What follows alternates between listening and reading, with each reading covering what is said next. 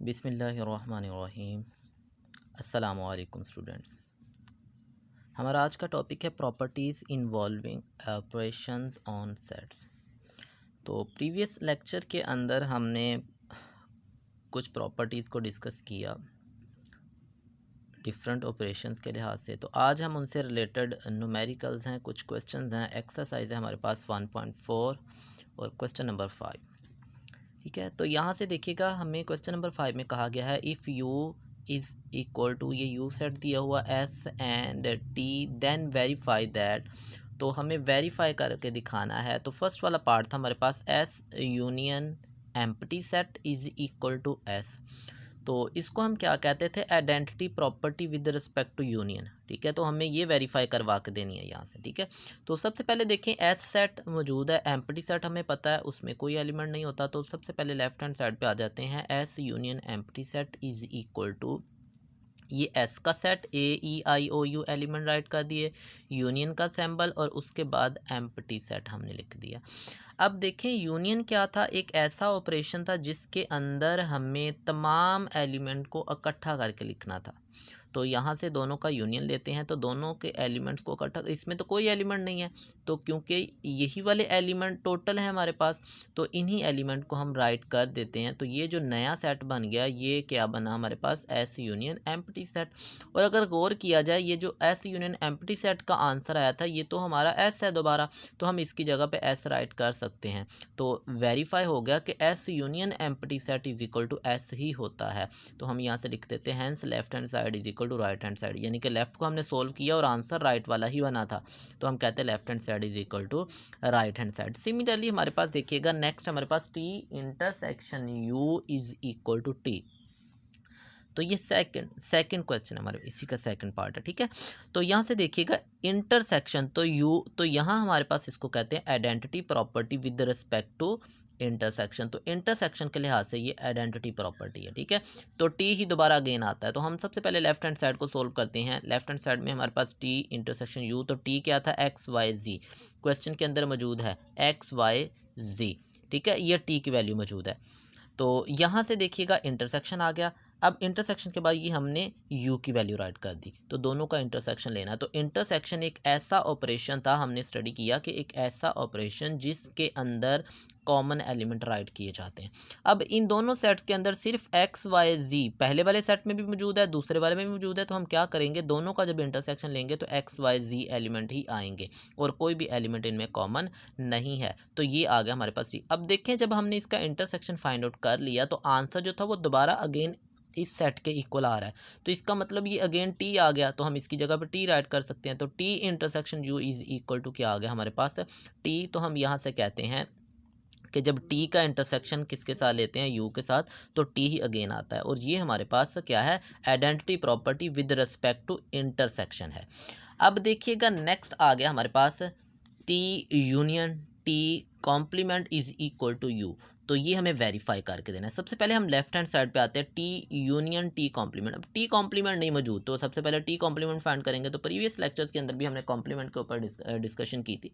तो हमने कहा कि जब भी किसी बी सेट का हम u के साथ डिफरेंस लेते हैं तो वो हमारे पास कॉम्प्लीमेंट बन जाता है। u पहले लिखा जाएगा और सेट बाद में लिखा जाएगा। तो t का complement u minus T, t minus U नहीं लिखेंगे, t माइनस यू लिखेंगे तो गलत हो जाएगा, u माइनस टी राइट करना है हमें यहाँ से। तो सबसे पहले क्या करेंगे, u सेट राइट करते हैं। तो ये u के एलिमेंट लिख दिए, a टू z है हमारे पास, और t क्या है हमारे पास, एक्स वाई जी। अब एक्स वाई जी डिफरेंस हम अब क्या लिख करेंगे कि पहले वाले सेट के नॉन कॉमन एलिमेंट, अब पहले वाले सेट में सारे नॉन कॉमन एलिमेंट है सवाए एक्स वाई और जी के।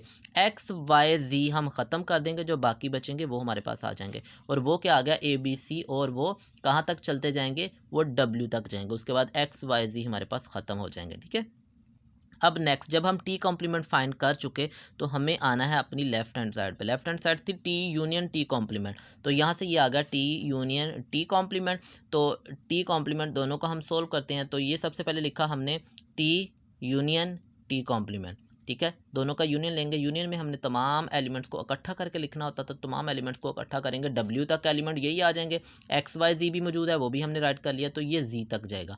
और अगर गौर करें तो ये हमारे पास कौन सा सेट था, ये तो हमारे पास यू सेट था, ए टू जी, तो ए टू जी एलिमेंट्स इसके अंदर मौजूद हैं, तो ये यू बन गया। तो हम कह सकते हैं कि T complement, T union T complement, यहाँ स्टूडेंट्स कॉम्प्लीमेंट का साइन नहीं आएगा, T union T complement is equal to U. तो यहाँ से वेरीफाई कर दिया हमने कि left hand side is equal to क्या है, राइट हैंड साइड।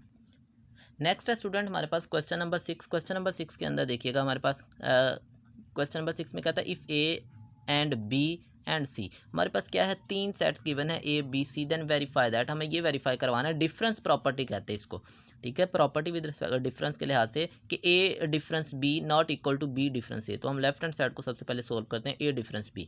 अब ए डिफरेंस बी से मुराद होता था कि पहले वाले सेट के जो नॉन कॉमन एलिमेंट है उनको राइट करना। तो नॉन कॉमन एलिमेंट कौन से हैं, 7 एंड 11, ये नॉन कॉमन एलिमेंट है।